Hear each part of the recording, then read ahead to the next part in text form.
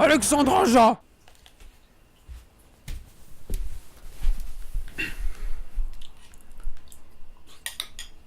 Donc, fin janvier, on était au festival d'Angoulême.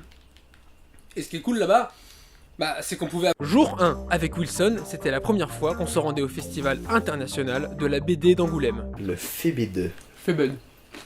Alors on savait pas trop où aller, donc notre premier réflexe ça a été de nous rendre au stand d'Urban Comics et de Panini Comics.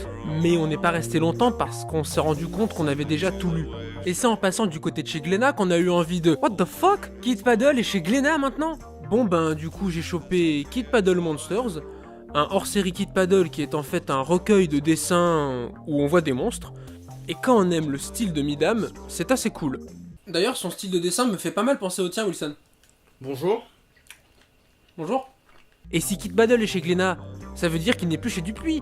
Alors qu'est-ce qu'il leur reste? Spirou, bien entendu. Et vu que cette année, le film Spirou et Fantasio sort au cinéma, l'éditeur en profite pour publier Le Triomphe de Zorglub, qui est un spin-off du film. Ou un spin-off. Mais on l'a pas lu. Une partie de l'équipe du film était là pour en parler. On avait les scénaristes, le réalisateur, le producteur, ainsi que le scénariste de la BD. Cette dernière a l'air assez cool, et pour le film, on verra bien la semaine prochaine. Il y avait d'autres choses très très cool. Vous connaissez Imbattable? C'est une BD de Pascal Jousselin dans laquelle le héros a le pouvoir de se déplacer de case en case, sans que ce soit pour autant une sortie du quatrième mur. Et chaque page est dotée d'une ingéniosité vraiment folle. Toujours chez Dupuis, on a été interpellé par la boîte à musique de Carbone et JG, et je vous invite à voir ce que fait ce dessinateur parce que c'est vraiment top. Et j'ai pu choper des dédicaces des deux auteurs, et pendant ce temps-là, Wilson se faisait dédicacer Zombilenium d'Arthur Depin. Cool. Du coup, là, je retourne chez Glénat. Ouais, chez Glénat, ouais. Alors ok, Glénat possède Kid Paddle et Titeuf qui ont rythmé et bercé nos années 2000.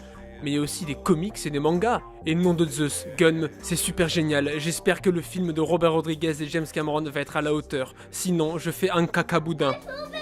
Et on a pu lire le début de ça. Silencio. C'est écrit par Wax, le musicien, et dessiné par Gabriel Germain, mais ça ne sort qu'en avril, donc à suivre. Et pour la première fois cette année à Angoulême, le festival tournait autour du manga. Il y avait des expos consacrés à des mangaka tels que Naoki Urasawa, Osamu Tezuka, mais on s'en bat les couilles parce qu'il y en avait une sur Fairy Tail. Fairy Tail, Fairy Tail, Fairy Tail, Fairy Tail. Mais enfin, Fairy Tail, Fairy Tail. Mais on l'a pas vu le premier jour, l'expo.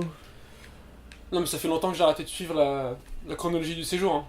De toute façon, elle était pas... Et pendant que Wilson se promenait dans le froid, j'ai pu assister à la masterclass de Mashima Sensei, le créateur de Fairy Tail. Globalement, la conférence nous disait ce qui avait motivé Mashima à créer Fairy Tail, comment est-ce qu'il travaille, quelles sont ses références, et ce mec est un gamer confirmé. Mais plus important, ils ont parlé des prochains projets du mangaka. Et vous voulez savoir ce qui a été dit? Rien, à part le fait qu'il ne peut pas en parler pour l'instant.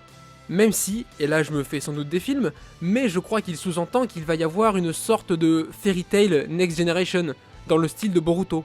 Ah oui, et cette masterclass m'a appris que le groupe favori de Mashima, c'est Green Day. Et ça fait plaisir. Bah moi pendant ce temps-là, je suis allé à la conférence de Jodorowsky. Et c'était comment? Annulé. On a appris une bonne nouvelle durant le festival. Radiant, le manga de Tony Valente, va être adapté en animé par un studio japonais. En parlant de manga français, vous connaissez Dreamland? Eh bien son auteur, Renaud Lemaire, était présent durant le festival.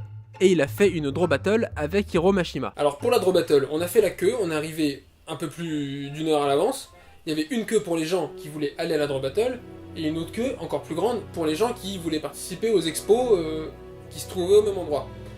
Donc nous, on fait la queue pendant, comme je le dis, un peu plus d'une heure pour la draw battle, Oui. qui est fermée, c'est encore fermé notre entrée, et l'entrée des gens qui font l'expo, et c'était ouvert, on continue, ça avançait. Et nous, au moment, enfin même avant d'ouvrir notre queue, les gens font « Ah, y a plus de place, c'est fini !» On s'est fait non respecter. Ouais. C'est des bâtards. C'est des gros fils de pute. Dis pas des choses comme ça. Pardon, ce sont des putains madrés. Pour la peine, voici des archives de leur draw battle qui a eu lieu à la Japan Expo en 2016. Et voici Joe Lotruglio sur un cyclomoteur. Mais ce n'est pas grave, parce que nous, on a eu l'occasion de voir Gotham by Gaslight, le long métrage d'animation dans lequel Steampunk Batman se farcit Jack l'Éventreur. Et honnêtement, cette séance c'était annulé.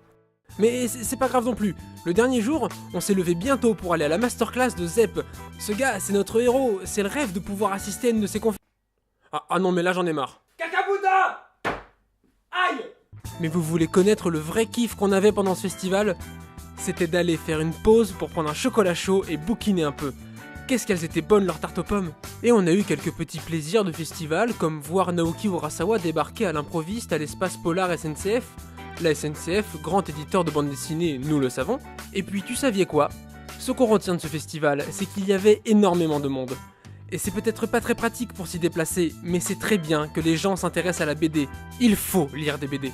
Et on a vu à quel point l'espoir n'était pas perdu, avec tous les enfants et adolescents qui ont participé au concours de création. En voici d'ailleurs quelques très bons exemples que vous n'aurez le temps de voir qu'en faisant pause. C'est vrai que de nos jours, la bande dessinée n'est pas le divertissement le plus consommé. Il est souvent considéré à tort pour les enfants, tout comme le cinéma d'animation et le jeu vidéo. Mais on s'en fout s'il y a encore des gens qui pensent ça. Et si la bande dessinée ne vous est pas familière, eh ben c'est pas trop tard. Tout ce que je peux vous suggérer de faire, c'est de vous poser, n'importe où, chez des potes, dans un café, dans le bus, dans le grenier de vos grands-parents, et puis vous lisez un comics, un manga, un roman graphique, une franco-belge, ou même un comic strip sur internet. Et ensuite, faites-vous kiffer. Wilson, Elliot. un petit mot de la fin. Bah, à part que le salon de vie jeunesse de Montreuil est gratuit pour ceux qui habitent à Montreuil et qu'Angoulême c'est cher, non. Puis en plus à Montreuil, on a vu Zep. Ouais. Et j'ai failli le toucher.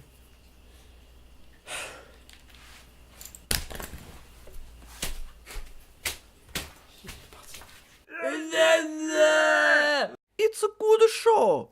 Did you get any of that?